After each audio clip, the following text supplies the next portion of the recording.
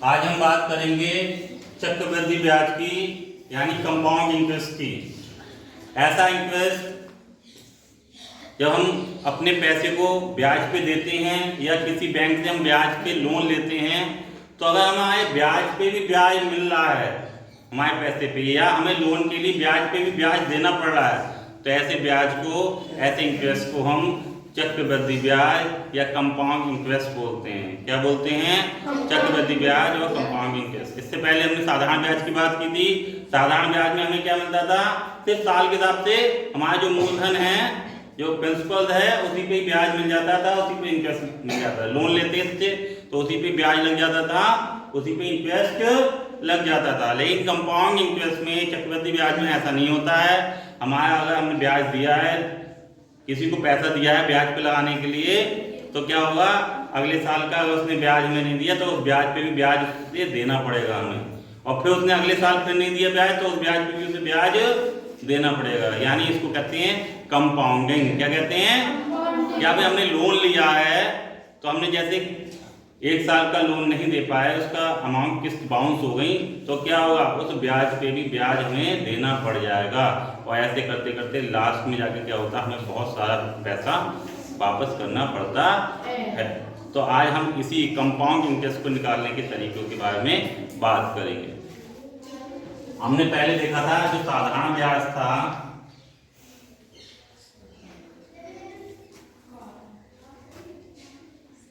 उसका था मूलधन गुणा दर गुणा समय बटे 100। ठीक है। अगर कोई कह रहा है कि 2 वर्ष का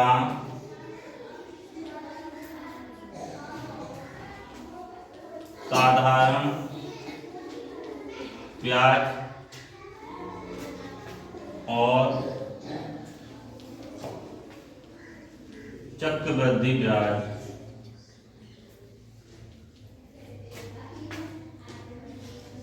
में अंतर निकालो।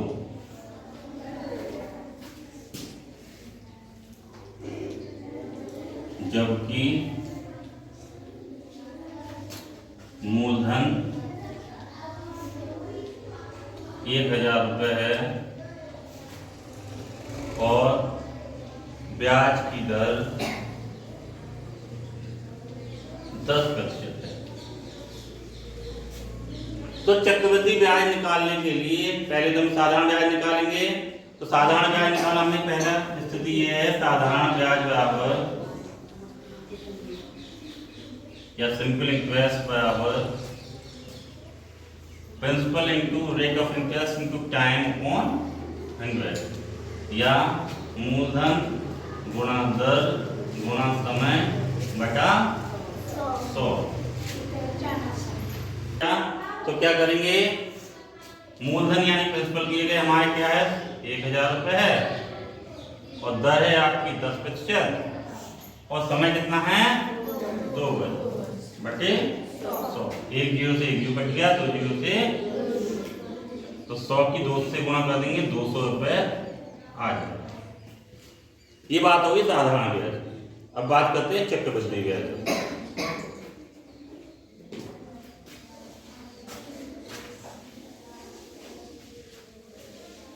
चक्रवृद्धि ब्याज को क्या करेंगे? हम उसी सवाल को 2 साल में हम तोड़ देंगे। जो हमारा 1000 रुपये था, प्रिंसिपल अमाउंट कितना था? 1000 रुपये था, और जो कि 10% थी, और टाइम जो था 2 ईयर था।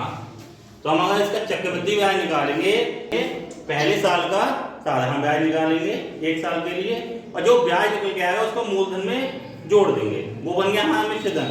लेकिन ये मिश्र धन अगले साल के लिए मूलधन बन गया, क्योंकि चक्रवृद्धि ब्याज में हमें ब्याज के ऊपर भी ब्याज मिलता है। फिर अगले साल के लिए हम उस मिश्र धन के ऊपर ब्याज निकालेंगे और उन दोनों ब्याजों को जोड़ देंगे, तो हमारा चक्रवृद्धि ब्याज निकल आएगा। तो निकालो। पहले साल का ब्याज, साधारण ब्याज क्या हो गया? मूलधन गुणा दर गुणा समय बटा 100। मूलधन कितना है 1000, दर कितनी है 10 और समय बेटा क्योंकि एक साल ले रहे हैं तो एक ही साल रखेंगे हमेशा, क्योंकि इसमें एक एक साल करके ही निकालते हैं। ये पहला मेथड है, एक जीरो से एक जीरो, दो जीरो से, तो पहले साल का ब्याज कितना आ गया 100 रुपए आ गया। तो पहले साल का मिश्रण कितना आ गया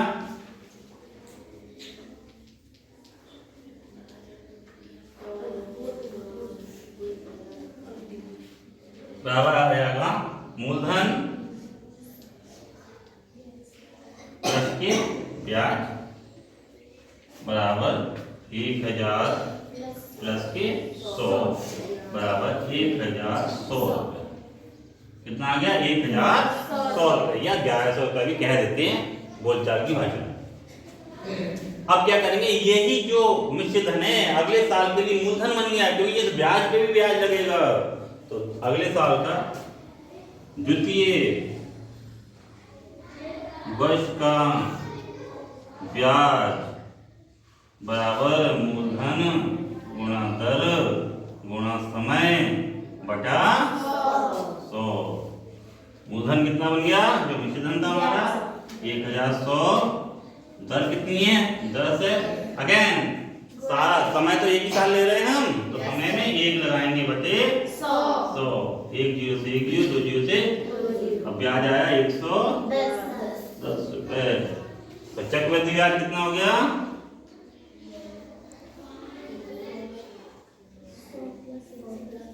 100 पहले साल का मिला है और दूसरे साल का 110 मिला है, हो गया 210 रुपए। और साधारण ब्याज कितना आया था अपने बच्चों 200 रुपए। साधारण ब्याज बराबर 200 रुपए आया था निकल के। तो इन दोनों का अंतर कितना हो जाएगा, अंतर बराबर 210 माइनस के 200 बराबर 10 रुपए। यानी तुम्हें चक्रवृद्धि ब्याज से गणना करवाओगे अपने ब्याज की तो 10 रुपए ज्यादा मिलेंगे। ठीक है, उसका नाम ही है चक्रवृद्धि ब्याज, में चक्र बना लेता और हमें पैसे ज्यादा मिलने। 8000 रुपए का 10% वार्षिक ब्याज की दर से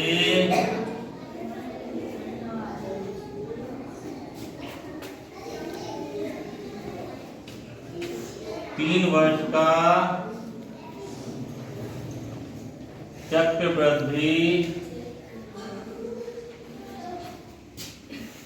ब्याज बताइए। अब 3 वर्ष का दे दिया है, देखते हैं इसको कैसे करते हैं। प्रथम वर्ष का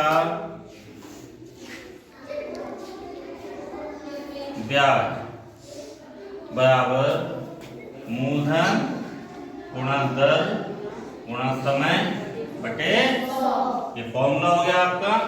मूलधन आपका दिया है 8000 का, ये लगा है ब्याज पे 8000 लगा दो, दर आपकी 10% दी है लगा दो, और समय क्योंकि एक एक साल का ही करके निकालते तो एक लगेगा बटे 100। एक जीरो से एक जीरो, दो जीरो से 800 रुपए। तो मिश्रित धन क्या हो गया 8800 रुपए। शाबाश, 8000 में 800 रुपए को हम जोड़ देंगे और ये बन गया 8800 रुपए। अब क्या हुआ, यही रुपए ब्याज सहित अगले साल के लिए क्या बन जाएगा, मूलधन बन जाएगा। तो द्वितीय वर्ष का ब्याज बराबर मूलधन गुणा दर गुणा समय बटे 100। मूलधन आपका 8800 गुणा दर है आपकी 10% और समय 1 वर्ष बटे 100। एक जीरो से एक जीरो, दो जीरो से, कितना आ गया 880। तो मिश्रित धन कितना बन गया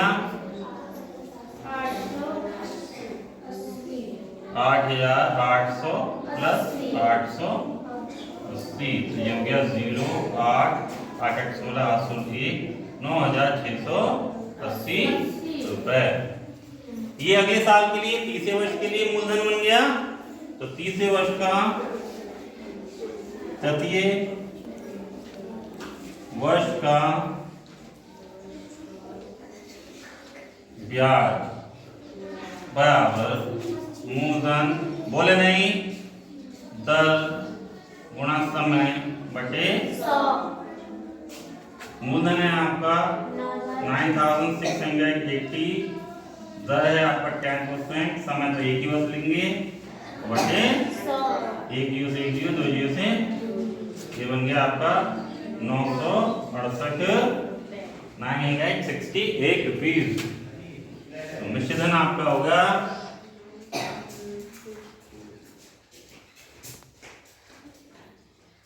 9680 प्लस की 968, 8 8 से 14 101, 10 से 16 101 और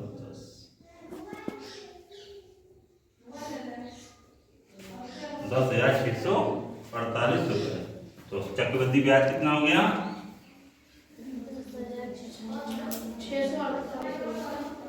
बराबर हो गया 10,648 माइनस के 8,000, 8 4 6 2, 2,648 ये आपका चक्रवृद्धि ब्याज क्लियर है। 500 रुपए का 10% वार्षिक ब्याज की दर से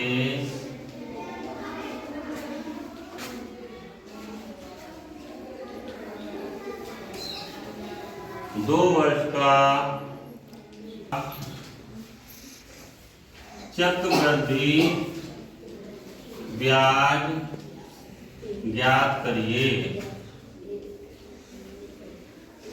ठीक, वो निकालेंगे। पहले वर्ष का हम साधारण ब्याज निकालेंगे, वो ब्याज हम मूलधन में जोड़ देंगे, वो मिश्रधन बन जाएगा, कंपाउंड हो जाएगा। और फिर उस रुपए पे, उस मिश्रधन पे हमें ब्याज अगले साल के लिए निकालेंगे और फिर दोनों ब्याजों को जोड़ देंगे 2 साल का। अगर ये चीज 3 साल के लिए दी गई है तो फिर हम उस दूसरे साल के ब्याज को भी जो हमने पहला वाला मिश्रधन निकाला है उसमें जोड़ देंगे और हम तीसरे साल का ब्याज निकालेंगे, वो तीसरे साल की मूलधन बन जाएगा। उस पर जब ब्याज निकालेंगे तीनों ब्याजों को जोड़ देंगे, तब हमारा चक्रवृद्धि ब्याज निकलेगा। और मिश्रधन तीनों मिश्रधन ब्याज के सहित मूलधन में जोड़ देंगे तो हमारा मिश्रधन निकलेगा। तो करते हैं, कैसे निकलेगा? पहले साल के लिए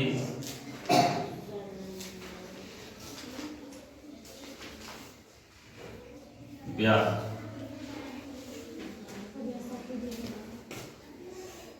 मूलधन गुणा दर गुणा समय बटा 100। मूलधन है आपका 500, दर है फिक्स्ड वाली चीज कहाँ है 10%, और समय है 1 वर्ष बटे 100, 1 जीरो से 1 जीरो, 2 जीरो से 50 रुपये आपका ब्याज आ गया। मिश्रधन आपका हो गया 500 प्लस 50 बराबर 550। ठीक है, ये ही जो रुपए हैं ये अगले साल के लिए मूलधन बन जाएगा। तो द्वितीय वर्ष का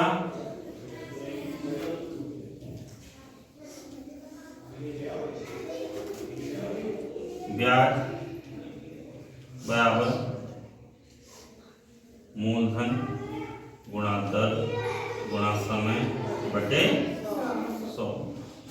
मूलधन है आपका 550, दर है 10% और समय है 1 बटे 100, 1 जीरो से 1 जीरो, 2 जीरो से 2, ब्याज आ गया 55 रुपये। चक्रवृद्धि ब्याज हो गया आपका